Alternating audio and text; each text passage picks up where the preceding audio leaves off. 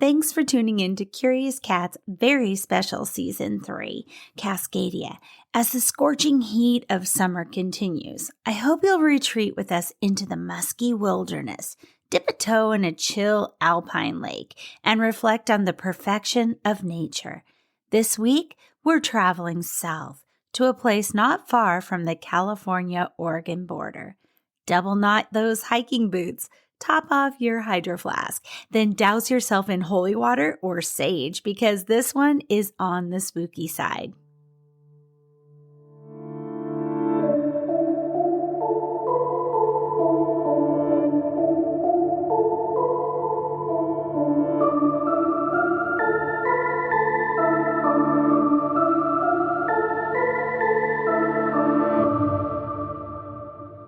Full disclosure, my first full panic attack occurred in a hotel room half a globe away from Cascadia, but it was curiously part of Cascadia's legendary Ring of Fire. We were on the final days of a trip of a lifetime to Japan that included a visit to Disney's two parks, Disneyland and Tokyo Sea, which, by the way, was hands down the best theme park I've ever been to before or since. But back to my first panic attack. We were staying in a hotel on Tokyo Bay, and somewhere around 3 a.m., I woke up. My heart was racing. I was sweating. I had to gasp in air not to faint, and everyone else remained asleep that was in the room, which was better than them freaking out alongside me, to be honest. So heart pounding, sweating, crying, I basically thought that I must be dying. And if you've not experienced a panic attack, well, I hope you never do. But as the worst of this began to subside, I had this urge to press my hands against something ice cold. The best thing I could find in the slim room was this window. I sobbed, wiping my face with my pajama sleeve, and then after 15 minutes or so, the attack had run its course. I share that in love because also so you will understand how my body reacts when I'm near two places, Mount Shasta and Crater Lake National Park.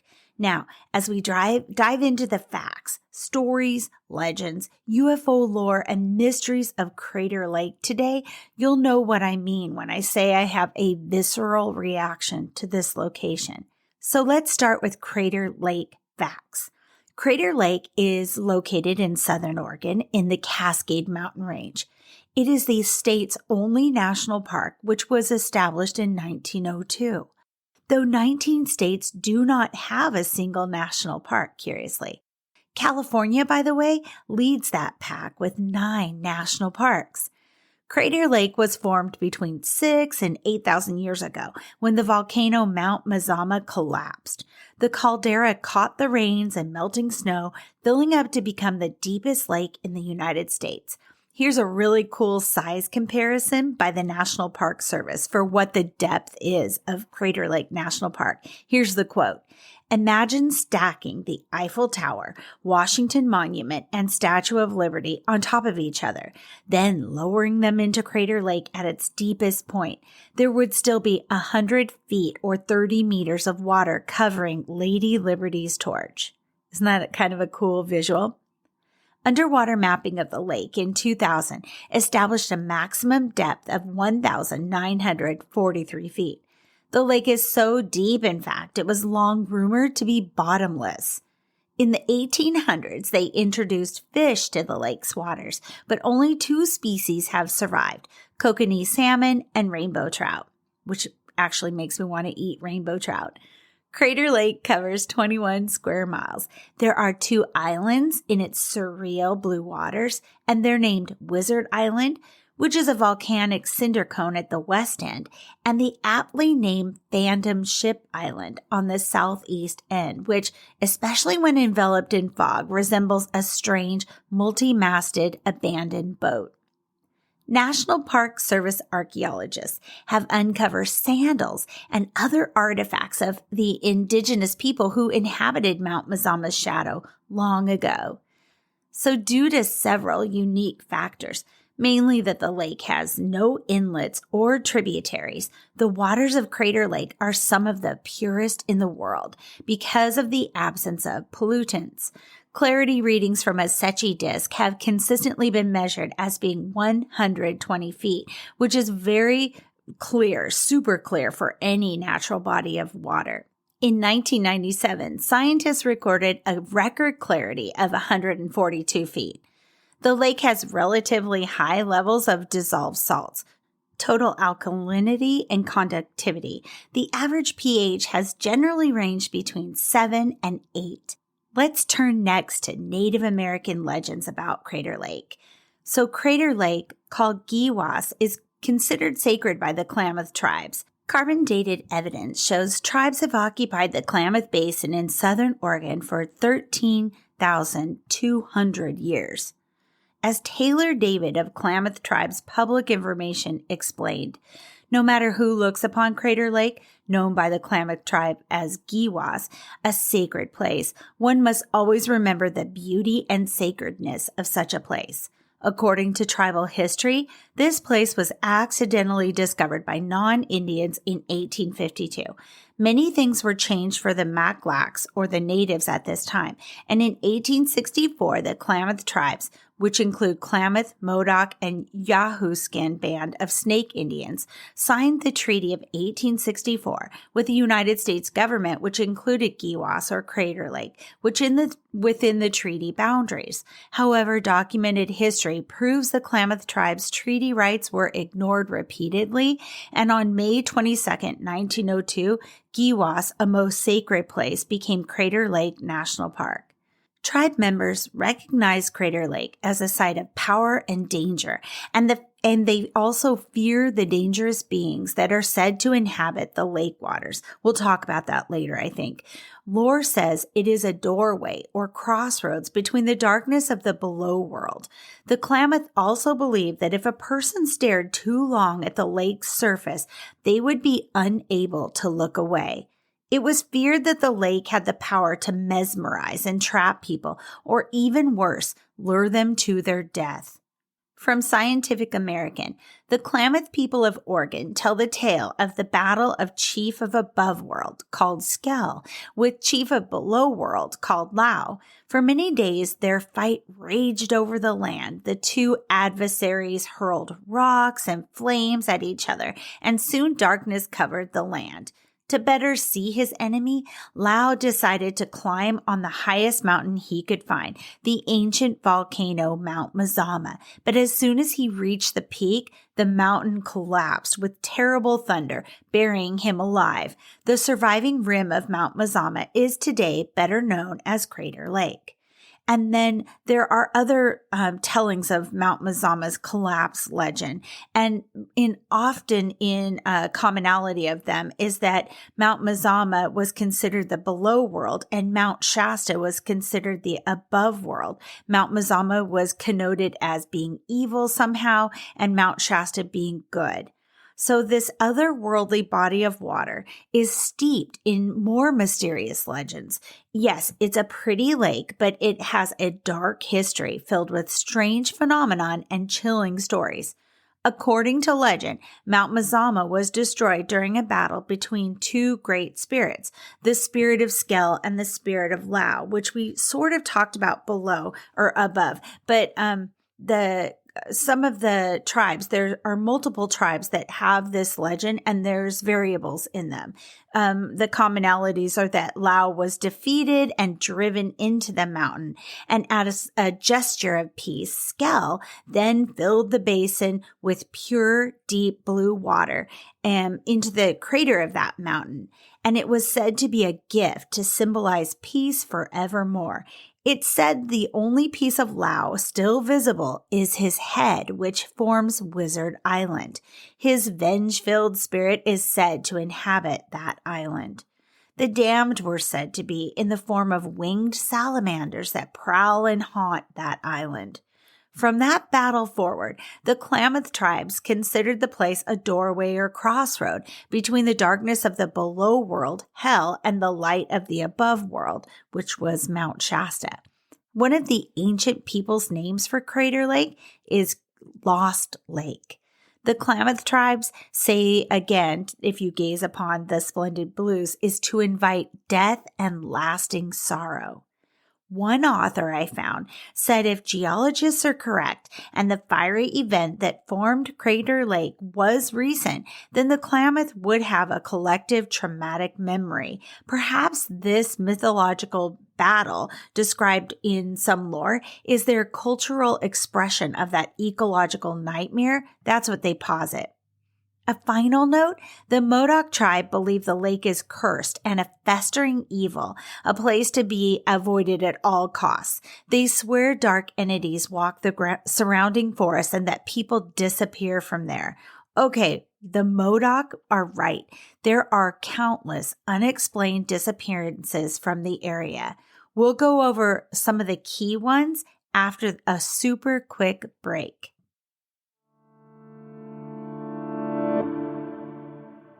Hey everybody, Karen Rontowski here. I hate to interrupt the Curious Cat podcast, one of my favorites, but if you want to double your paranormal fun when you're done here, come check out my show, Paranormal Karen.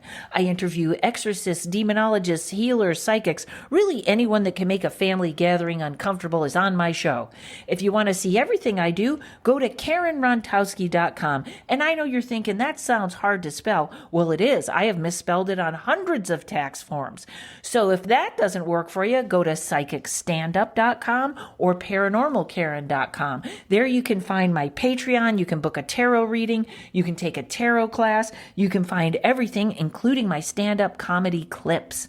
That's right, I've been doing stand-up for 30 years. If you go to those places, you can also see my psychic stand-up show where I mix psychic and tarot readings. Yes, the future never looked so funny.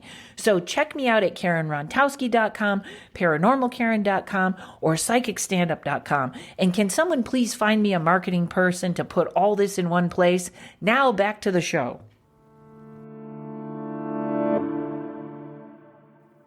All right, thanks for hanging in with me. In 1911, B.B. Bukowski, one of the first to photograph Crater Lake ever, came to capture the lake in winter. And he was one of the first notorious missing people, unexplained disappearances connected to Crater Lake. So by all accounts, he was well prepared. A blizzard blew through, and after the storm passed, Bukowski was nowhere to be found. A search turned up the photographer's sled and a snow shovel a half-mile from the crater's rim, quite a ways from the snow camp that he'd set up. His body, though, would never be found, and his disappearance has yet to be solved.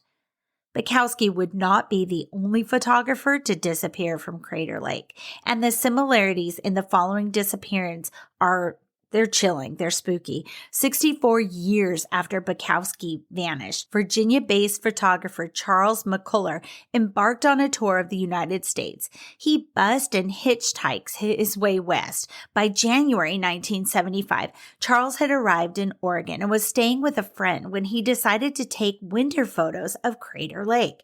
He left for Crater Lake, apparently borrowing his friend's Volkswagen, when a storm hit and the adventurous Charles was never seen again. A search was launched and the party scoured the wilderness where he'd set up camp. Soon the FBI joined the efforts, but the search was hampered by a 12-foot snowdrifts that were everywhere. When the snow finally melted, no trace of Charles was found. Some said it was as though he'd been swallowed up by that forest. The following year, in October 1976, a pair of hikers found a backpack torn to tatters in a remote canyon more than 12 miles from Charles' camp. They also found the keys to the same model Volkswagen he'd borrowed to drive to the location. Rangers felt that they'd finally gotten a break in the case. They compared the keys to a photo of Charles's keys and found it to be an exact match.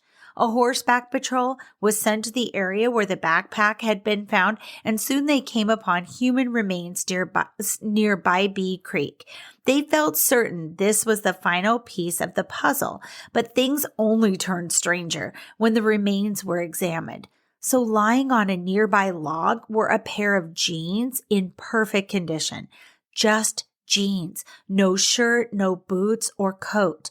Socks poked from the cuff of the jeans leg, and inside they found toe bones that had been broken off and remained inside the pant leg. They also found snapped off shin bones. That was the end of the horrifying finds. The belt on the jeans had been undone and the buttons opened as if he'd stripped them off in the frigid cold. And this, for me, calls to mind that odd Russian happening in Dyatlov Pass, if you're familiar with that case. The rest of Charles's body was gone. A ranger later described it as if the man had simply melted away. Site investigators discovered the crown of a skull and a few small fragments of bone 12 feet away, but curiously, they never came upon Charles's most personal effects, his wallet and his camera, very expensive equipment. Regardless of the oddness surrounding the case, local authorities deemed the cause of death to be natural and Charles's body scavenged by animals. That is so strange. And also that he traveled 12 miles with those very high snowdrifts. That's very, very odd. There are other unexplained missing persons. Summer 1956. Photographer falls to his death while attempting to photograph the phantom ship at Sun Notch. The author includes this account because it's another photographer to meet his end at Mazama. He notes, maybe the mountain is camera shy. In 1971, Nick Carlino of Grants Pass, Oregon, went snowshoeing with his dog just west of Rim Village. Later, when the dog returned alone, a search for Carlino ensued. The search team followed the snowshoe prints to the edge of the crater rim, where they just stopped. No other trace of him was ever found. In October of 1991, Glenn Allen Mackey, 33, from Brea, California, went missing.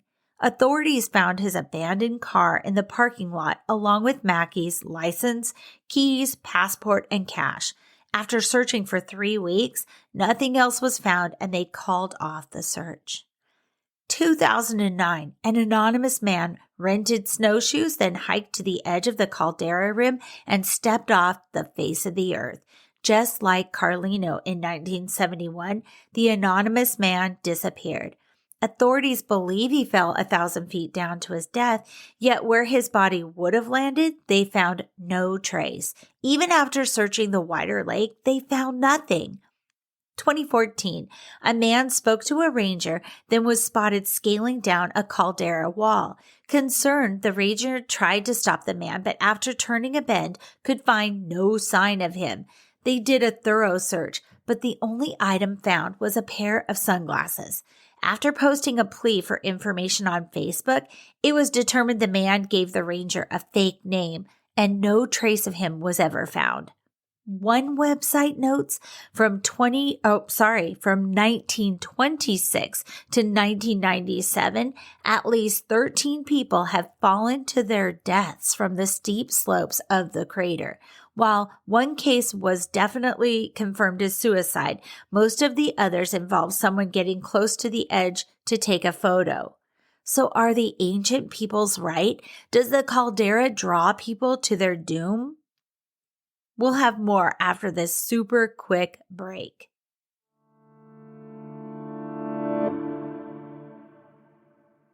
Many people are unaware just how much hypnotherapy can help them, or think it's only to help lose weight or quit smoking. But there is so much more hypnotherapy can do. It can help with stress, anxiety, insomnia, phobias, performance enhancement, connecting with your spirit guides and higher self. You can even discover past lives and your life between lives. Heal traumas, break habits, find your deepest truth, or just have fun discovering who you really are, all from the comfort of your home. I'm Monique Pliakis. I'm a certified hypnotherapist, and I want to help you. Schedule a free consult by going to www.innerstandingshypnosis.com. That's INNERSTANDINGSHYPNOSIS.com. Innerstandings Hypnosis. Find your power and ignite your inner light.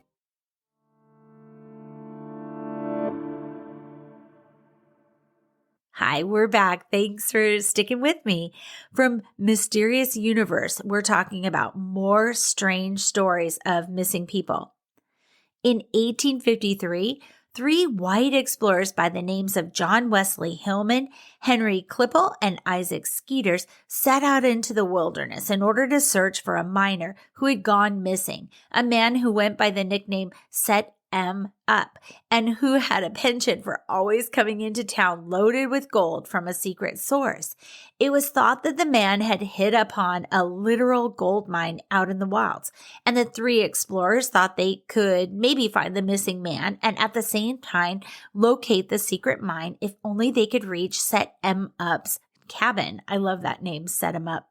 Unfortunately, they had only the vaguest ideas of where the cabin might be. So as they pushed into the uncharted forests of Mount Mazama, they became a bit lost. The group separated to cover more ground, and it was during this time that Crater Lake would be discovered.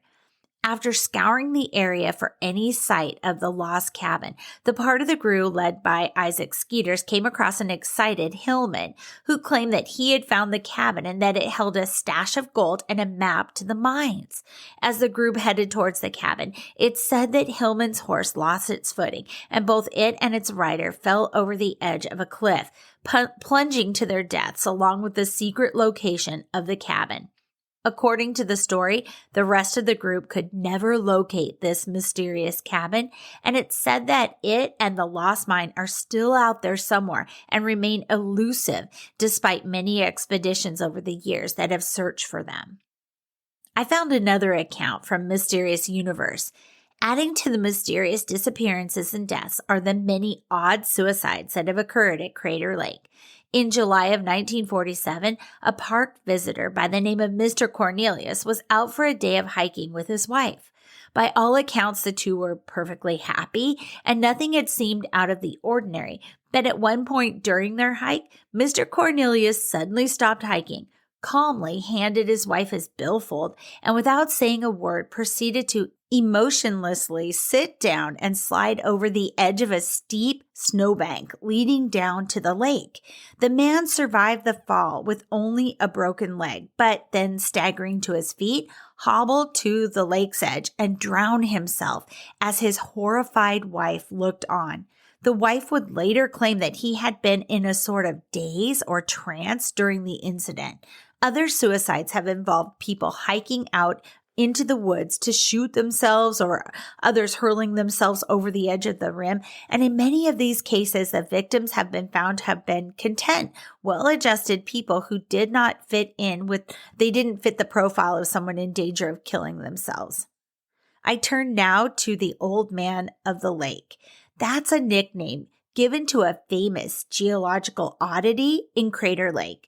It's a 30-foot hemlock trunk, and it's been floating vertical in Crater Lake for at least 450 years. Where the stump rises out of the water, the woods turned bone white from sun exposure.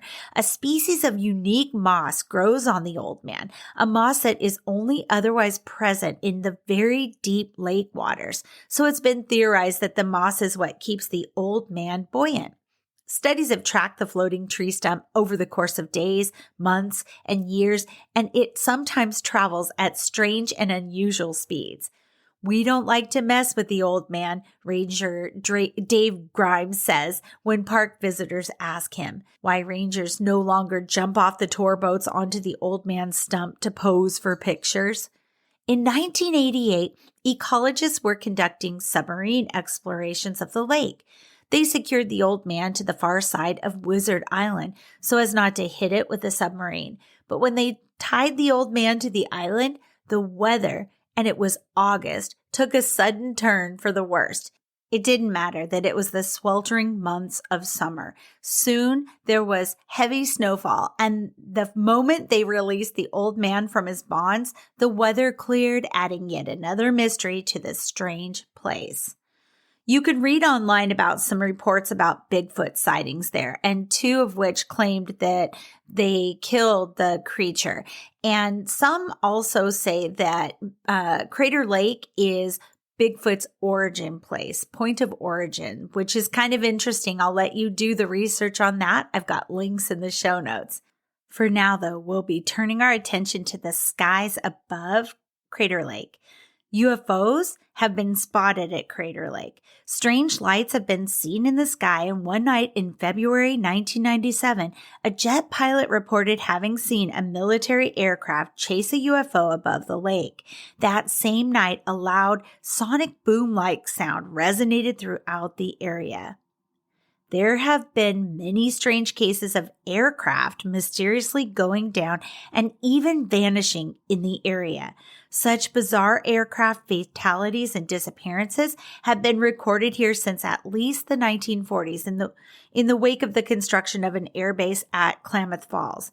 In the spring of 1944, 2 Grumman torpedo planes were flying in formation when one of the pilots turned and found the other plane was gone, simply gone, and it was later determined to have inexplicably crashed into the lake and sunk to the bottom despite clear conditions and no sign of trouble. Later that same year, in fall, a flight trainer along with his gunner flew off to the north of the lake and were never seen again, with no sign of the men, the plane, or even a scrap of wreckage ever found. In another odd case from 1945, 7 Grumman F-6F Hellcat fighter planes were on their way to Washington from Redding, California, when they entered a bank of clouds near Crater Lake. When the planes emerged from the clouds, they found one of the planes had completely vanished. In an eerie turn of events, in 1970, a seasonal park ranger by the name of David Painbaker reported spotting through the trees the wreckage of a blue Grumman F-6 Hellcat fighter scattered about a steep embankment. Dave decided to go investigate but got lost on his way to the crash. He then reported that he had sat on a log and felt this profound sense of being watched. When the ranger turned to look, he was met with the macabre sight of a human skull peering out from shadows under a mossy log. Dave brought the skull to the ranger's office, and a naval investigation showed through dental records that it was the skull of a 22-year-old ensign, Frank Lupo, the very pilot who had mysteriously gone missing in the cloud cover in 1945, a full 25 years earlier.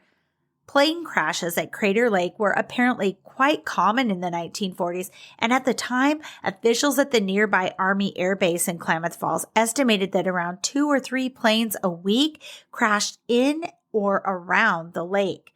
Such bizarre cases would continue until later years as well. In August 1978, Dave Nunn boarded his Cessna 182 along with his daughter and grandchild in order to fly them back home to Salem. And they were also joined by 2 teenage student pilots named Jim Pryor and Matt Perkins. The flight to Salem went smoothly, and after dropping off the kids, Dave and the 2 student pilots boarded the plane once again to head back to Klamath Falls. That evening, Dave's wife, Jean, would claim to have an odd experience when she was awakened at 9:30 at night by the sensation of a hand on her leg, even though no one was there. Eerily, she would then learn that her husband's plane had disappeared off of the radar and gone down at precisely 9:30 at night. An extensive search for the missing Cessna at the time, involving the National Guard and hundreds of volunteers, turned up no trace of wreckage or the 3 people on board. But on July 5th, 1982, a full 7 years after the disappearance, a hiker came across a crashed Cessna with 3 skeletal bodies inside. The bodies were identified as the missing men, and things would get even weirder when a cryptic handwritten note scrawled on a piece of paper was found with the remains that read, "Lose not thine airspeed, lest the ground rise up and smite thee." So strange. In September of 1994, the lake snatched yet another aircraft from the sky when an aerospatial AS-350 helicopter piloted by a George W. Causey, 52, was on its way from Seattle to Las Vegas when it suddenly went down over Crater Lake, skimmed and skidded across the surface in full view of several horrified rangers, and proceeded to plunge into 1,500 feet of clear, frigid water near Wizard Island. Oddly, the weather was calm and clear. Causey was a very experienced pilot. The helicopter had had no engine problems, and a thorough inspection before the flight had turned up nothing unusual. Baffled, the authorities would later speculate that the pilot must have been confused by the clear blue reflective water of the lake and misjudged it as the sky rather than the surface of the lake. No clear, definitive answer for what caused the helicopter to inexplicably crash has ever been found. There are strange lights and phantom fires reported on Wizard Island all the time, from ancient origins. Wizard Island is one of only 2 small islands on Crater Lake. This little island is in the form of an almost completely perfect cylindrical cone named in reference to pointy hats. In warm months, park rangers ferry visitors out to the island to explore. Though Klamath tribes swear against this, I had to add that because they really do warn against this. Wizard Island has developed lore of its own over the years because many rangers have repeatedly claimed to have seen human-looking figures and fires burning on the island at night when the park is utterly desolate. The stories are consistent, and when rangers swiftly motor out to the island to investigate, they find no one present and no fire at all. Is there a Crater Lake monster? A blogger at Cryptozoosity asked the question in a recent post. That post states, stories of creatures residing in the deep waters of Crater Lake have been around for a long time, from tales of dragons living there told by ancient peoples to settlers. In May 2002, the monster story resurfaced in the Fort Myers News-Star newspaper. A woman in Albany, Georgia, named Maddie Hatcher, recalled her visit to Crater Lake when she was a child. She caught a glimpse of something strange out on a rowboat with some of her friends when something a block long swam under the boat and gave them all a good fright. She said, quote, "I have never been so scared in my life. What we saw that day was a monster. To me, it looked like a dragon. I know why the Indians call that place Lost Lake. They say monsters live in it. I believe them. I know because I saw one." In the comments below that blog post, many people came forward with their own brief accounts of a creature in Crater Lake. Here are a few. One says, quote, "I swear to God I saw this with a boyfriend back in 2002. That's why I looked up this story, to see if anyone else has also. We were not on the lake, but on a very clear day, we were looking down at it from above. And at the same time, we both saw an enormous, dark, organic shape that appeared to be swimming. Both of our jaws dropped because it was easily the size of a small aircraft. We checked with one another immediately. Did you see that? We both have. Never in my life have I seen anything like it." Another reads, "When I was a kid 40 years or so ago, my family and I visited the lake. I was standing where the telescope deal is located and looking down at the lake. I saw something swimming, or rather moving down on the water that left a wake. 3, if I remember right, like what a boat would leave, both sides moving out in a V pattern. Then it vanished or went underwater. I always wondered what it was. It had to be very large. Still wondering." The final account is quite detailed. October 7th, 2018. My wife and I were returning to Crater Lake Lodge after hiking to the top of Garfield Peak. We were on the trail 1,500 feet from the trailhead, and he gives the geolocation.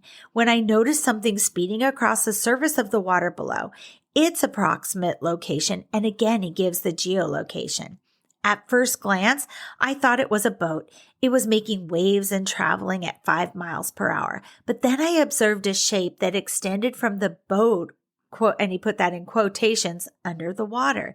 The sun was behind us and the water surface was much smoother than usual. This made for perfect view conditions where there was no glare and we could see into the deep water. I noticed before seeing this object, I could actually see several spots where ridges from the bottom of the lake were vaguely visible from our position as fuzzy orange spots, which contrasted with the blue water. On the surface, this thing was moving north to south. The body under the water was stretched out to the east. From our vantage point and distance, it looked like a long, very skinny worm. It sped across the surface for about a minute, then submerged and disappeared. At that time, I called ahead to my wife. Within 3 minutes, a similar object appeared 100 yards north of the first sighting. I'm glad my wife was able to see it this time. It was a very unusual experience that still does not fit with my understanding of the natural world. If I could guess, the worm creature was 3 to 5 feet in diameter and 100+ feet in length. We're going to end the episode on Crater Lake with a ghost story from the LA Times, and I'm going to read it in its entirety, and I've put the links to it in the show notes. The author is Christopher Reynolds. He says, the lake in the crater is round and blue. Above it, on the lip of this blown-out old volcano, the old lodge stands shuttered and snowbound, closed since October. Inside, beyond the empty armchairs and darkened halls, the keeper of Crater Lake Lodge sits in a basement office facing his keyboard.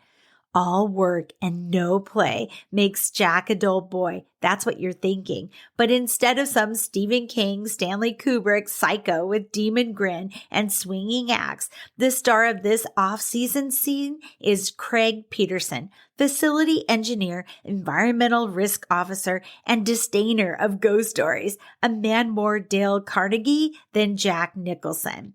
To get this place open, we have to get all of this snow out of here. It's solid up to the 3rd floor, says Peterson. I've never been on a submarine, but I can only imagine it's something similar. He says this with a can-do lilt, like a pilot scoffing at turbulence. 40 and single, Peterson holds this tone despite roughly 520 inches of snow yearly, despite the absence of guests for 7 months of every 12. Every day, Peterson or one of his crew members ventures into the lodge to nose around, read the water meter, and check a few other system indicators. Before the first guests appear in late May, there are leaks to seal, filters to change, batteries to replace, light bulbs to test, and on the carpet, strange little drifts of dust and bits of soil. Nobody's been in here. Dirt just shows up, Peterson says. That one never works for me at home, but from him, it's persuasive. And here, by the way, is what his keyboard monitor says. At a few minutes after noon on this first Thursday in April, it's 59 degrees in room 204, 61 degrees in room 210, 55.8 degrees in room 201. Boiler number 1 is running at 144.5 degrees. In weeks ahead, clearing the snow and ice will take backhoes, axes, shovels, and collaboration with Park Service personnel, among other things. There are 331 shutters to pull off, weighing up to 120 pounds. It takes 3 days and an 80-foot man lift to remove and store them all off. Long hours don't bother me, says Peterson. I prefer them. It's just a lot of fun. First signs of madness? Maybe not. The highway up to the lodge stays open all winter, as do the Rim Village Cafe and gift shop, and there are a few winter season maintenance people to supervise, so Peterson never faces the classic crazy-making isolation that works such wonders in The Shining. And this place is full of riddles to engage the mechanical mind. No 2 of the 74 guest rooms are identical. Some details date to the building's first construction between 1910 and 1915, others to its reconstruction in the mid-1990s. Last year, Peterson orchestrated the addition of 3 boats and the subtraction of 4 old ones, all by helicopter. This year, he'll coordinate construction of a new $3.2 million restaurant.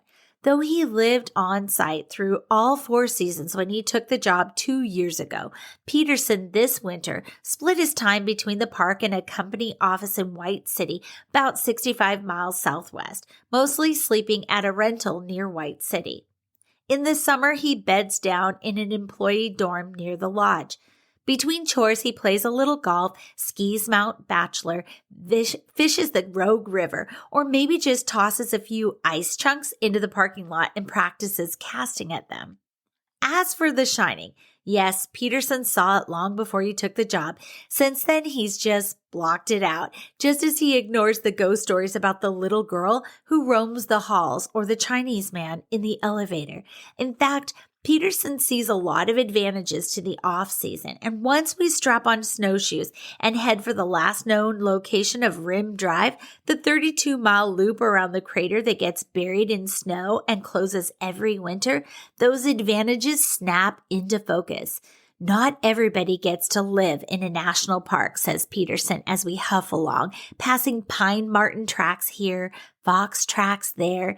He grew up in Central Oregon, studied health education at a community college in Bend, and intended to be a football coach. Instead, he wound up working on big jobs for a plumbing company in Texas, then took a position as a night maintenance relief worker for a park concessionaire at the Furnace Creek Inn in Death Valley to be near his parents, who had retired to the area. He moved up quickly through the ranks at the Furnace Creek Inn, so quickly that in 2002, when the company added Crater Lake to its list of concessions, Peterson got orders. Forget the desert, get to cold Oregon. When he explains his job to strangers, Peterson confesses, they look at you like you've got to be out of your mind. They don't appreciate what it's like to wake up to 24 inches of new snow and what that does to a national park. Just makes it glitter. 2.5 miles from the lodge parking lot, we shuffle around a bend, spot a tall pole and a snowy stump that suggests a plaque is hidden there. Discovery Point, says Peterson. One June day, more than 150 years ago, a prospector named John Wesley Hillman was headed this way to search for gold. Instead, he became the first westbound settler to lay eyes on the lake. Peterson tells this story, then scrapes the snow from the plaque to see it told again. On that 1853 day, Hillman saw almost exactly what we're seeing now. The blue water, 1,932 feet deep, the pine-stubbled slopes, the great stone face of Lau Rock on the north rim, the rocky little islet known as Phantom Ship. No civilizations in sight, just trees, lake, snow, sky. Haul a stranger up here and he'll call you this a rare and breathtaking sight. But if you're the guy who carries the lodge keys all winter, it's just another great day at the office. I thought that was a beautiful way to end this episode. What I have to ask, though, at the close is there a wider connection between all of the Cascade Mountain Range? From Mount Adams to Mount Rainier, the site of the first reported UFO sighting, to Mount Shasta to Crater Lake, whose collapsed peak, Mount Mazama, was part of the Cascade change. What the heck is happening beneath the surface of the earth here? I've been asking myself this since learning about the instances of high strangeness that proliferate in my neck of the woods. Well, apparently, I'm not the only one asking this question. I'm getting information from listeners as well as noticing the internet stories and accounts. If you have memories of any strange occurrences at Crater Lake or elsewhere in Cascadia, DM the show on Curious Cat social feeds, whether on TikTok, Facebook, Insta, or Twitter. Share your story with us on email at curious_cat_podcast@icloud.com. And be sure to let us know if you wish to remain anonymous, because we will keep your secret to our chest. Thanks for listening. Until next time, stay curious. I love you.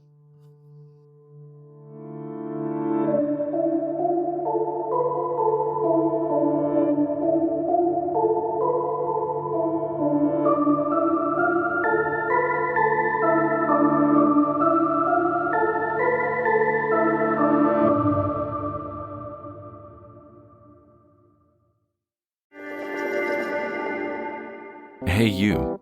Yes, you. Are you looking for a new podcast that appeals to your scientific curiosity, but is also a little bit spooky? Show me how I died in a past life. Well, look no further, because this cat is where it's at. He had concerns about the ethics surrounding AI, feeling they had achieved consciousness. Curious Cat Podcast examines the shadowy space where science and the supernatural collide. Listen every week with your host, Jennifer Holtz, as she and her guests explore what it means to be a soul in a meat suit. We were healing karma together. They were all kind of predestined to resolve something. Listen on all your favorite streaming apps and continue the conversation on Twitter at CuriousCatPodCA, or find Jennifer and all her links at Jennifer L. Holtz, spelled HOTES.com.